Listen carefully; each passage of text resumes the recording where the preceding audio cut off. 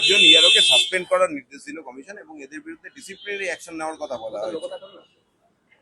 সেটা তো second part, departmental যেটা প্রসিডিওর আছে। কিন্তু প্রথমে তো সাসপেন্ডটা করেছেন এবং এই প্রথম সরাসরি সাসপেন্ড হয়েছে, যেটা ইলেকশন কমিশনের আইনে থাকা সত্ত্বেও ইলেকশন কমিশন এতদিন চিফ সেক্রেটারিকে অ্যাডভাইস করছিলেন। এইটা পুরো এসআইআর প্রক্রিয়াতে প্রথম ইলেকশন কমিশন তার পাওয়ার এক্সারসাইজ করেছে। এরপরে ইলেকশন কমিশন চাইলে এফআইআর করতে পারে এবং যে ইয়ারোরা 7 জন সাসপেন্ড হলেন আমরা জানি খুব বৈধভাবে উপযুক্ত কারণে করেছে। এরা ফেক স্কুল সার্টিফিকেট অ্যাকসেপ্ট করেছেন, এরা প্যান কার্ড অ্যাকসেপ্ট করেছেন, এরা এরা অ্যাকসেপ্ট করেছেন নোটারির কাছে এপিডভিট। ইলেকশন কমিশনের যে 13টি গাইডলাইন আছে তাকে সম্পূর্ণরূপে ভাইলেট করেছেন এরা। মূলত তৃণমূলের কথায়, ডিএম বা ডিওদের চাপে আর নন্দিনী চক্রবর্তীর ইশারাতে, আর নন্দিনী চক্রবর্তীকে দিয়ে পুরো র্যাকেটটা চালাচ্ছেন মুখ্যমন্ত্রী মমতা বন্দ্যোপাধ্যায়। এই যে ফর্ম 7 এর যে সমস্ত অভিযোগ আছে এগুলো দ্রুত নিষ্পত্তি করতে বলেছে কমিশন, মানে এটা নিয়ে কি হবে মনে করছে? না, তার তো পদ্ধতি আছে, আরপি অ্যাক্টে তো বলা আছে। ইলেকশন কমিশন এসআইআর প্রক্রিয়াতে সম্পূর্ণভাবে যা করেছেন তার সমস্ত সিস্টেম বলা আছে। এবার সিস্টেমের বাইরে বিহার যায়নি, আপনি যাবেন কেন? কোনো রাজ্যে আমি অনেকবারই বলেছি ইলেকশন কমিশনের কোনো ফাইল মুখ্যমন্ত্রীর টেবিলে যায় না, ওটা সরাসরি এক্সিকিউট করতে হয় অ্যাডমিনিস্ট্রেশনকে, যার নেতৃত্ব দেন চিফ সেক্রেটারি। এখানে মনোজ পল থেকে নন্দিনী চক্রবর্তী এরা ইলেকশন কমিশন সংক্রান্ত সমস্ত ফাইল মুখ্যমন্ত্রীর কাছে পাঠান এবং মুখ্যমন্ত্রী সরাসরি হস্তক্ষেপ করেন, যেটা ভারতবর্ষের কোনো রাজ্য হয় না এবং জাতীয় নির্বাচনের সময় প্রধানমন্ত্রীও করেন না, সেটা এই রাজ্যে করা হয়। তাই ইলেকশন কমিশন এই প্রথম টাইট দেওয়ার ব্যবস্থা নিয়েছেন এবং মুখ্যমন্ত্রী যা করছেন পুরো এসআইআর প্রক্রিয়াতে বাংলাদেশি মুসলিমদের এবং রোহিঙ্গাদের বাঁচানোর জন্য করছেন। এটা বিরাট সংখ্যায় বাদ যাওয়া উচিত। এটা কি বাদ যাবে ফর্ম 7 গুলো? না, বাদ যাবে না যাবে আমরা লক্ষ্য রেখেছি, বাদ না গেলে তো ব্যবস্থা আছে। ডিওর কাছে আবেদন হবে, ডিও আবেদন না শুনলে সিওর কাছে হবে, সিও আবেদন না শুনলে কোর্ট তো খোলা আছে। মমতা ব্যানার্জি একা কোর্টে যেতে পারেন, অন্য কেউ যেতে পারেন না। যে বেকার ভাতার ফর্ম বিলি বাংলার সীমান্ত বরাবর দেখলাম যে বাংলাদেশের বেশিরভাগ জায়গাতেই জামাতরা জয়লাভ করেছে এবং ভারতে যে আমরা যদি দেখি বাংলার মালদা, মুর্শিদাবাদ, নদিয়া এই সমস্ত জায়গায় জমি না দেওয়ার জন্য কাঁটাতার খোলা রয়েছে। ফলে জামাতের জয় কি বাংলার আকাশে সিঁদুরে মেঘ, কিংবা জাতীয় নিরাপত্তা নিয়ে এখনো কোনো হেলদোল নেই? এপারের জামাত ওপারের জামাত দুটো মিলে মিশে একাকার হয়ে গেছে এবং সেই কারণে কাঁটাতারের বেড়ার জমি না দেওয়ার ফলে এপারের জামাত ওপারের জামাতকে জিতিয়েছে, মানে তৃণমূল সঙ্গে এখন হুমায়ুন কবির জুটেছে। আর ওপারের জামাত যে আগামী এপ্রিলের নির্বাচনে তৃণমূলকে সাহায্য করবে বা হুমায়ুন কবিরকে সাহায্য করবে, এটা ঘোষিত অবস্থান এতে।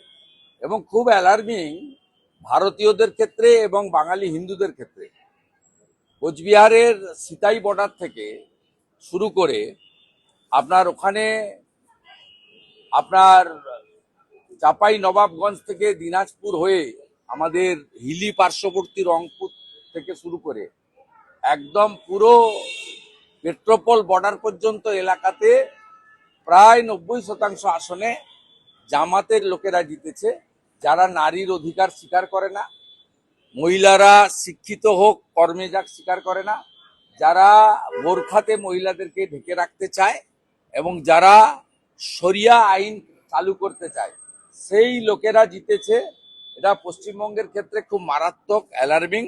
এবং কিছুদিন আগেই হরিহর পাড়াতে খাজেরি মাদ্রাসাতে আপনার 7 শেখ গ্রেপ্তার হয়েছিল। সে একজন জঙ্গি, আনসারুল বাংলার সঙ্গে যুক্ত। সেখানে ভোটার তালিকায় নামও তুলেছে, 3 বার ভোট দিয়েছে। সব মিলিয়ে আমাদের আসন্ন নির্বাচনে আমাদের জাতীয় সুরক্ষা এবং হিন্দুদের সুরক্ষা ভবিষ্যতের প্রশ্ন যুক্ত। তাই পশ্চিমবাংলার রাষ্ট্রবাদীরা ঐক্যবদ্ধভাবে এবারে নির্বাচনে জামাত টুকে এখান থেকে উৎখাত করবেন, এই বিশ্বাস আমাদের আছে।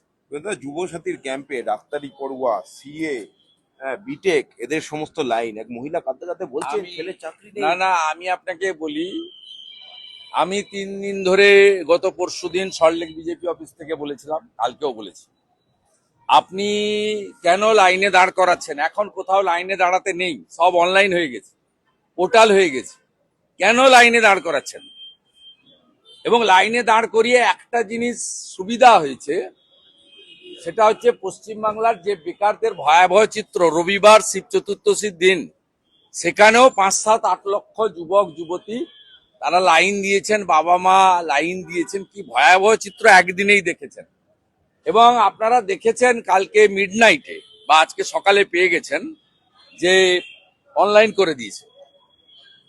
এটা তো আগেই করা যেত, ঠিক আছে দাদা, অনলাইন অনলাইন করে দিয়েছে, আপনারা দেখুন, তাকে অনলাইন করে দেওয়া হয়েছে। আপনার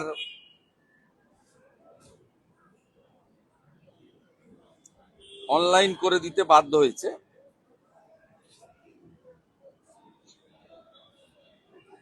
অনলাইন করে দিয়েছে, ওই সাথে অনলাইন।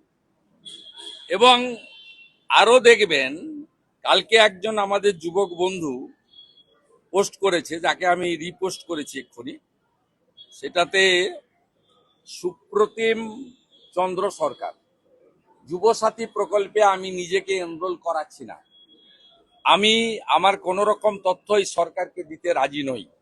2012 সালে এমপ্লয়মেন্ট ব্যাংকের নাম নথিভুক্ত করিয়েছিলাম যুবশ্রী প্রকল্পে, ভাওতা দিয়ে তথ্য জমা করে টাকার 1 ফোঁটাও পাওয়া যায়নি।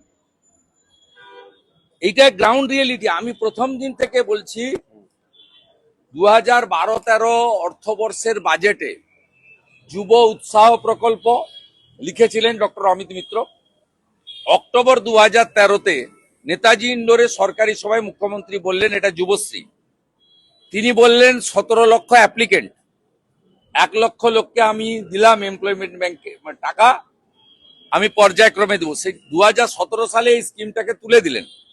17 লক্ষ অ্যাপ্লিকেশনকে কেজি দরে বেচে দিয়েছেন, মানে ওয়েস্ট পেপার হিসেবে বেচে দিয়েছেন 17 লক্ষ যুবক যুবতী।